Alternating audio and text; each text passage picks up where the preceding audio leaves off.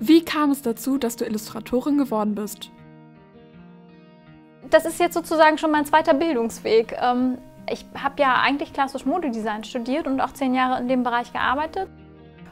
Zuletzt 9 Jahre in einem Unternehmen. Und naja, das ist dann schon so, da kommt schon ein bisschen Langeweile auf, würde ich mal sagen. Oder es schleift sich halt sehr ein, es wird sehr eintönig und da war dann irgendwie mal so ein Punkt erreicht, wo ich dachte, oh, es muss jetzt noch mal was Neues kommen und es darf auch gerne noch ein bisschen kreativer und freier sein. Also Zeichnen war schon immer Handwerk im Modedesign, logisch, auch Zeichnen am Computer, aber das war eben immer sehr technisch und ich hatte Lust, aus denselben Werkzeugen eben nicht nur so was Technisches, sondern was wirklich Kreatives, Illustratives rauszuholen. Und dann habe ich mich irgendwann getraut und habe gekündigt und gesagt, so, ich versuche es jetzt freiberuflich als Illustratorin. Wie entstand der Kontakt zwischen Herrn Hinze und dir? Mit Herrn Hinze bin ich schon lange privat befreundet. Mein Mann und Herr Hinze kennen sich schon aus Schulzeiten, schon ganz lange.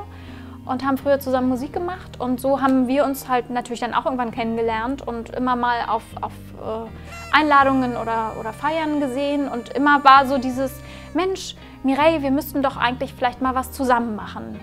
Aber das ist immer sehr im Wagen geblieben, es gab da nie irgendwie eine konkrete Idee und irgendwann nach dem letzten Mal, als wir uns gesehen haben, hat Herrn Hinze, glaube ich, nachts der Blitz getroffen und dann hat er die Idee gehabt und mitten in der Nacht das Konzept runtergeschrieben und so war die Idee für unsere konkrete Zusammenarbeit geboren. Was hast du dir gedacht, als du das erste Mal von den Mudas und Tuvas gehört hast? Uff, habe ich gedacht.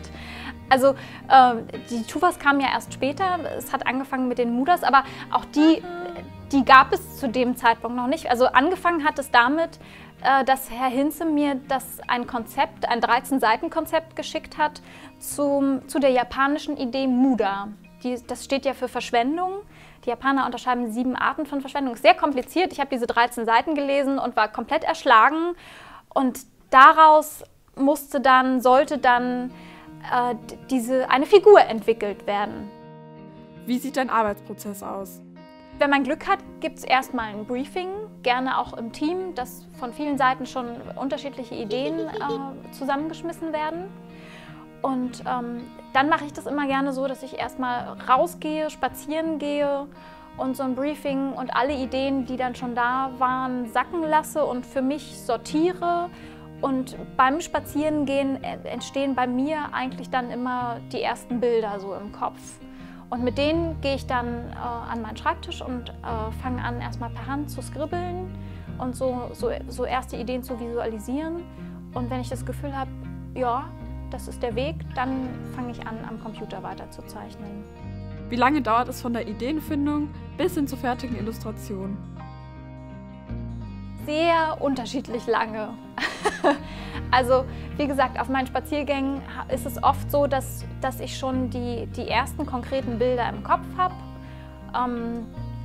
Zu anderen, da kann es dann sein, dass das eine Sache von ein paar Stunden ist, bis die auch fertig gezeichnet sind, je nach Komplexität der Illustration dann natürlich auch.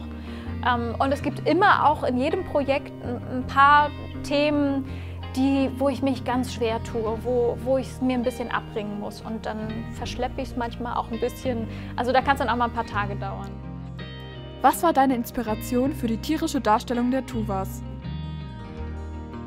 Na, die Tuvas sind ja der positive Gegenspieler zu den Mudas. Das war insofern eine Herausforderung, weil die Mudas schon sehr niedlich sind, sehr sympathisch und jetzt von den Tuvas noch übertroffen werden müssen. Und klar war, also dass es ein sympathisches, durch und durch positiv konnotiertes Tier, Lebewesen, eine Figur sein muss und dass sie sehr aktiv, sehr schnell, flink, fleißig ist. Und da kam mir relativ schnell der Gedanke an ein Eichhörnchen.